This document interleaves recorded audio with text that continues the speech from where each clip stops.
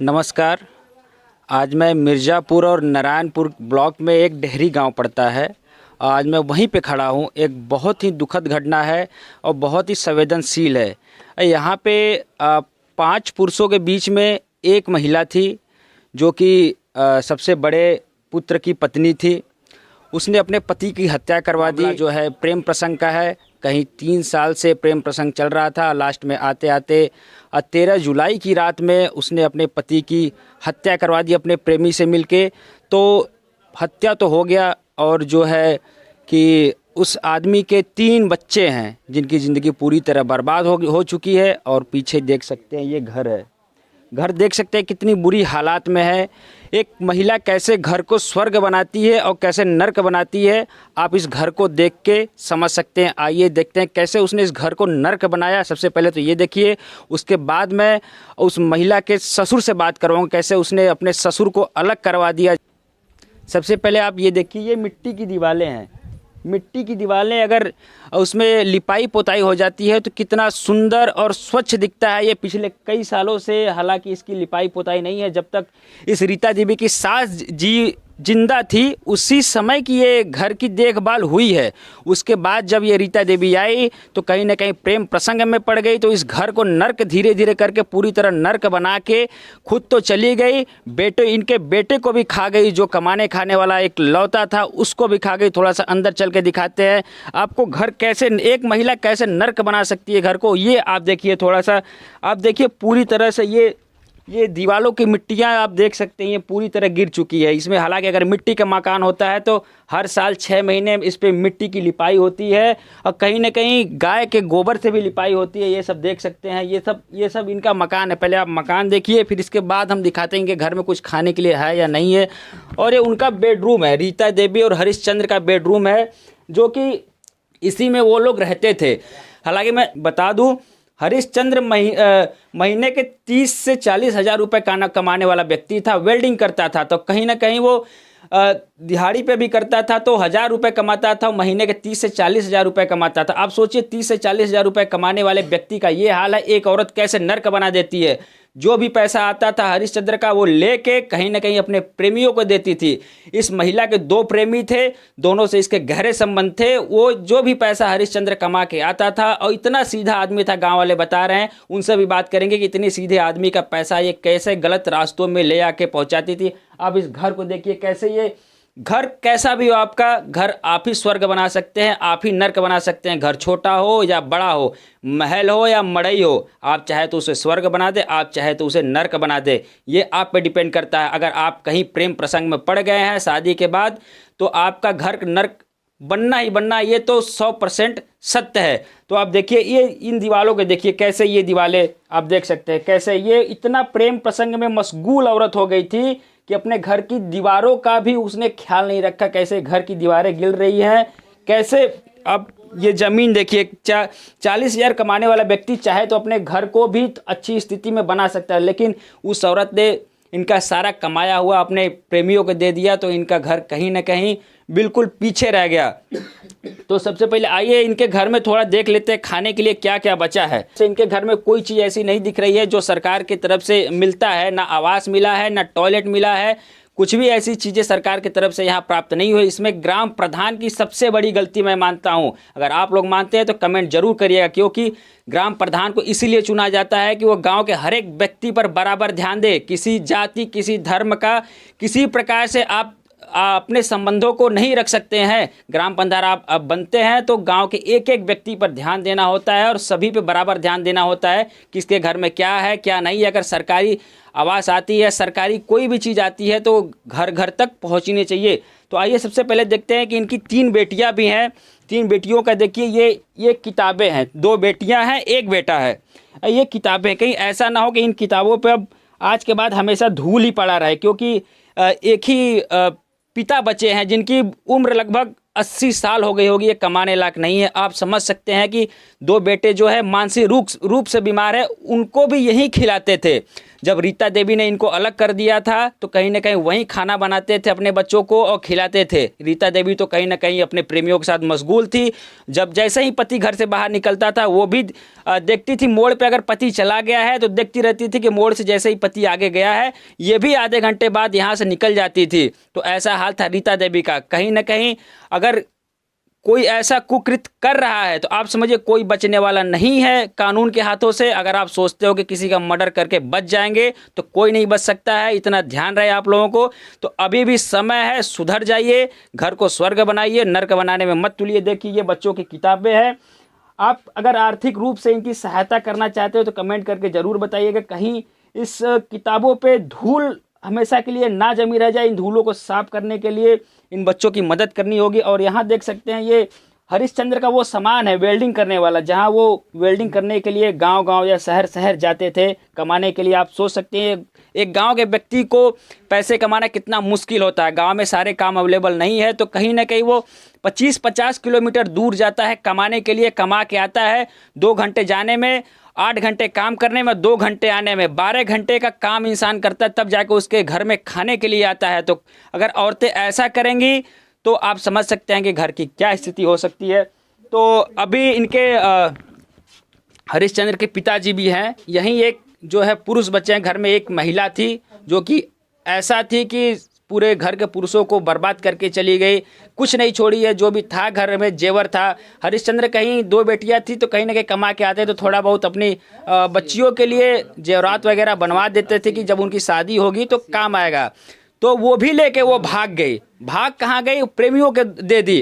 तो प्रेमी तो भाई वो भी जेल में बंद है हत्या के केस में, और ये भी जेल में बंद है। तो सबको पता है कि जेल में जाना ही, लेकिन फिर भी लोग क्यों ऐसा कृत्य करते हैं आज तक मैं समझ में नहीं। अगर आपको समझ में आया तो जरूर बताइएगा।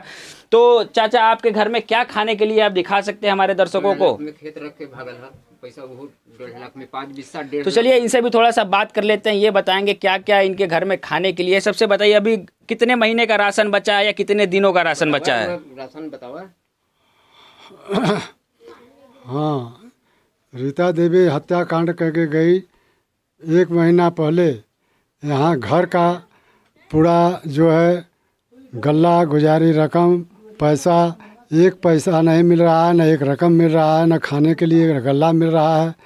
वो हम जो दूरी पर बना कर रहे, हमारे ही भोजन से बच्चों का भोजन हो रहा है, उनको पालन पोषण हम भी कर रहे हैं। इसके आगे आप लोग इसका ध्यान दीजिए कि वो बच्चों का पालन पोषण कौन करेगा, कैसे रहेंगे बच्चे, क्या खाएंगे, उसका आप कोशिश करिए, ध्यान दीजिए। तो अभी आपके घर में आपके 2 बच्चे हैं, बड़े बेटे हैं जिनकी उम्र 25 साल और 35 साल होगी, वो भी कमाने लायक नहीं है। दोनों का इलाज चल रहा है, इलाज का खर्चा भी अब आप ही देखेंगे। कहीं ना कहीं थोड़ा बहुत मदद आपका जो बड़ा बेटा हरी था वो कर रहा था, लेकिन अब आपके घर में कोई नहीं बचा है जो आपको कमा के मदद कर सके। तो ये आपके ऊपर एक बोझ आ गया इस बुढ़ापे में, इस बोझ से ही आप दब के मर जाएंगे। ये मैं नहीं, आप भी समझ सकते हैं कि 2 बच्चों का बोझ इनके ऊपर पड़ गया है। तो जिम्मेदारियों के बोझ से ही शायद इनकी उम्र और कम हो जाए। तो अभी कुछ आपके घर में दाना बचा है खाने के लिए 2, 4, 10 दिन महीने का, या वो भी लेके रीता देवी चली गई हैं? नहीं, कुछ नहीं बचा है, सब समाप्त कर दिया। जैसा इनका कहना है कि इनके घर में बिल्कुल भी नहीं बचा है बनाने के लिए, खाने के लिए। मैं सरकार से यही गुजारिश करूंगा, विधायक जी से और प्रधान जी से यही गुजारिश करूंगा कि थोड़ी इनकी आर्थिक रूप से मदद करे और इनको कहीं थोड़ा बहुत रोजगार दे गांव में ही, जो कि कुछ कर सके। और नहीं हो सकता है तो गांव वाले भी इनकी मदद करें, या जो वीडियो देख रहे हैं वही मदद करें।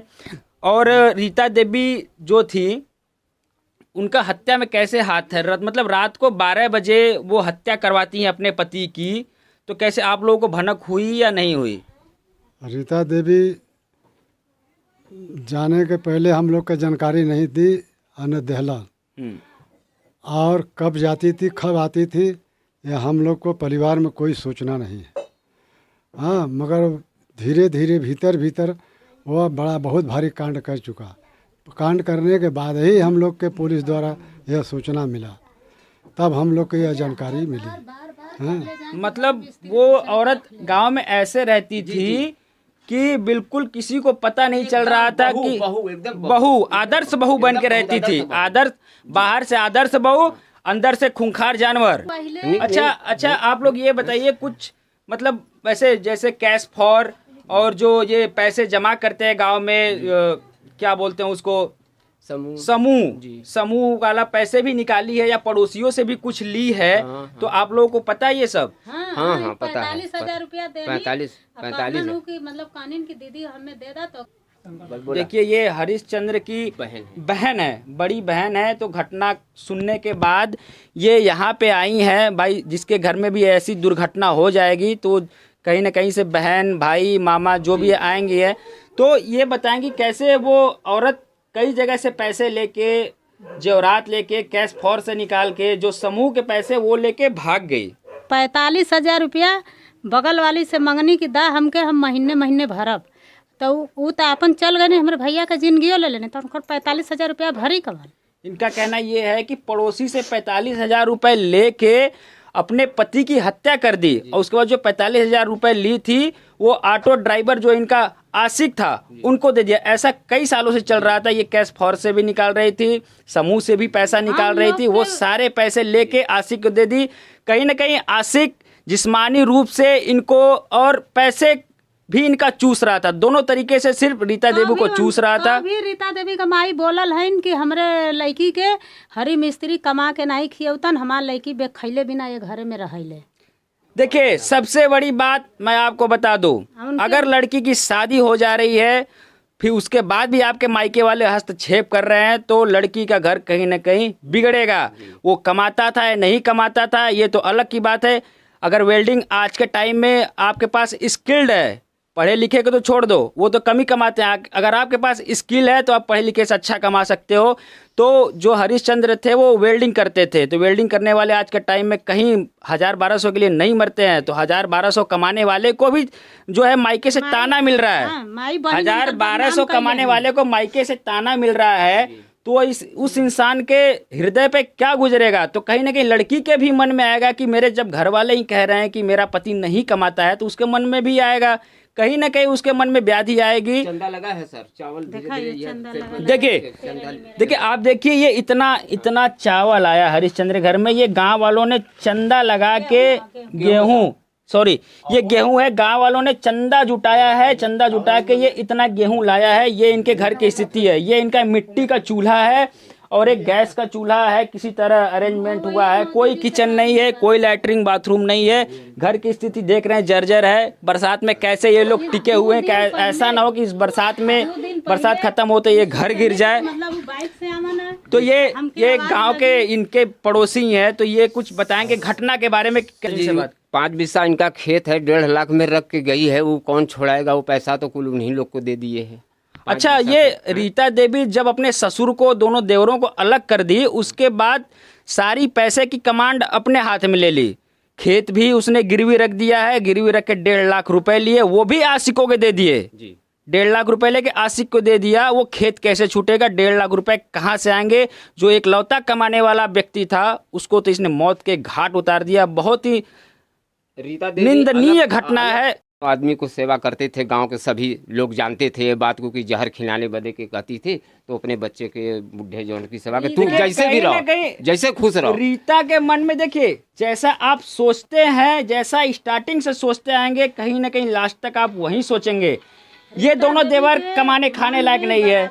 जो उनका ससुर है वो बूढ़े हो चुके हैं। करते करते भाई हर इंसान बच्चा से जवान होता है, जवान से बूढ़ा होता है। कहीं ना कहीं इन लोगों को पाल पोस के बड़ा किया है। इनकी दोनों की मानसिक स्थिति खराब है, कमाने खाने लायक नहीं है। जैसे ही रीता शादी करके आई और उसको पता चला कि दोनों देवर कमाने खाने लायक नहीं है, तो रीता का एक कहना था अपने पति से कि जब तक तुम अपने देवरों को जहर दे के नहीं मार देते तब तक मैं तुम्हारे साथ नहीं रहूँगा, सबके साथ, पूरे परिवार के साथ नहीं रहूँगा। तो हरिश्चंद्र का यही कहना था कि ये मेरे भाई हैं, मैं तो इनको जहर तो नहीं दे सकता, लेकिन तुमको अलग लेके रह सकता हूँ। तो ये दोनों भाई इस बूढ़े बाप के सहारे रहने लगे और वो रीता देवी अलग रहने लगी। अलग रहने के बाद भी उसे खुशी नहीं हुई तो उसने प्रेम प्रसंग करना शुरू कर दिया और प्रेम प्रसंग में अपने पति की हत्या कर दी और बूढ़े बाप और दोनों देवर को अकेला छोड़ गई। बताइए इस गरीबी में कौन इनको खाना खिलाएगा, कौन इनके घर को संभालेगा, कौन इनका चूल्हा जलाएगा, कोई नहीं है। आज इस घटना बहनोई जानत रहना है लोग। इस घटना को उसके परिवार वाले सब जानते थे, लेकिन किसी ने हस्तक्षेप नहीं किया। अगर किसी ने हस्तक्षेप किया होता तो आज 6 फुट का हट्टा कट्टा आदमी, कमाने खाने वाला, जो पूरे परिवार को चलाता था, आज वो इस धरती पे होता, इन सबके बीच में होता, इनका भाई जिंदा होता, इनका बेटा जिंदा होता, और इनके ऊपर जो सहारा था, जो बड़े भाई का सहारा था, वो कहीं ना कहीं जिंदा होता। तो आप देख सकते हैं कितनी दुखद घटना, एक औरत के कारण कितना परिवार बिछड़ गया। तो कोई औरत इस घर में नहीं है चूल्हा जलाने वाली, ये उनके सिस्टर है। कहीं ना कहीं सब कुछ सही हो जाएगा, थोड़ा बहुत तो ये भी चली जाएंगी। तो आप बताइए कमेंट करके कि इस औरत के साथ क्या करना चाहिए। हालांकि सज़ा तो हो गई है, वो छूटने वाली नहीं, लेकिन इनका क्या होगा गरीबी में, इनका घर कैसे चलेगा। तो सरकार से दादाजी एक बार और निवेदन कर लीजिए कि सरकार से आप जो विधायक जी हैं, माननीय विधायक जी और ग्राम प्रधान हैं, उन सब क्या क्या मांग रखना चाह रहे हैं। आपके घर में लैट्रिन नहीं है, आपके घर पे छत नहीं है, दीवारें भी मिट्टी की कच्ची हैं, ये कभी भी गिर सकती है। तो आप अपनी मांग रखिए। प्रधान जी और विधायक जी, सांसद जी, माननीय अनुप्रिया पटेल जी आपकी मांग जरूर पूरा करेंगी। हमारा कहना है कि महागरीब मैं हूँ, इस निवासी एक जो है आदमी, वो अपने को बहुत बुरा हो चुका है। आप लोग जहाँ तक हो सके हमारे एक निवासी रामधनी विश्वकर्मा को कुछ करने के लिए ध्यान दीजिए, जैसे आवास भैल, लैटरिन भैल, सर पे छत हो गया, छत भैल, या हैंडपंप हो गया, हैंडपंप, जो कुछ मिला जुला के देखिए इनके घर में कोई करने वाला नहीं है। सरकार ही इनकी सहायता कर सकती है कहीं ना कहीं। और इनके बच्चे भी हैं, एक बच्ची जो सबसे बड़ी बच्ची है वो यहीं पे खड़ी है, देखिए कितनी अच्छी है। हरिश्चंद्र की हत्या के बाद इस घर में कमाने वाला सिर्फ ये बूढ़ा बाप है, और ये दोनों लड़के मानसिक रूप से बीमार हैं, कुछ भी नहीं कर सकते, कूड़ा बीनने का काम करते हैं। ये जो बूढ़ा बाप है इन बच्चों को लेके कूड़ा बीनने का काम करता है, क्योंकि कहीं ना कहीं रीता ने एक बार इन दोनों को जहर देने की बात की थी, हत्या देने की बात की थी।